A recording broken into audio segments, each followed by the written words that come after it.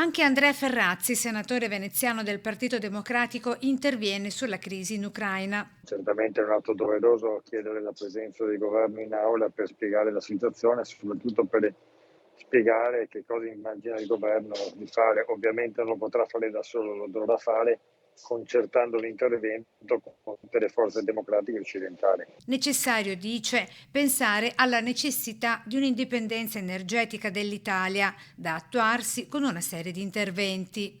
Il primo di quali è una grande politica energetica a livello europeo.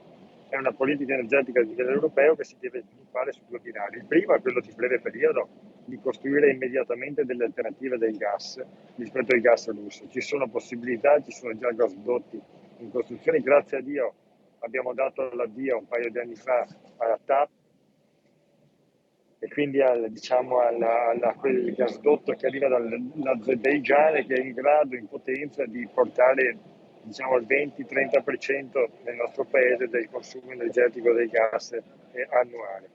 Altri progetti sono in corso, per esempio, con alcuni paesi del nord dell'Africa, mi riferisco in particolare all'Egitto, mi riferisco poi in particolare al Qatar. C'è poi tutto l'elemento del gas naturale liquefatto, cioè quello trasportato attraverso le navi, che ha un costo addirittura minore nel trasporto oggi rispetto ai gasdotti, e che è un altro degli elementi da valutare. Poi nel lungo periodo è del tutto evidente che questa crisi racconta una cosa fondamentale che, come lei sa, a me sta a cuore tantissimo.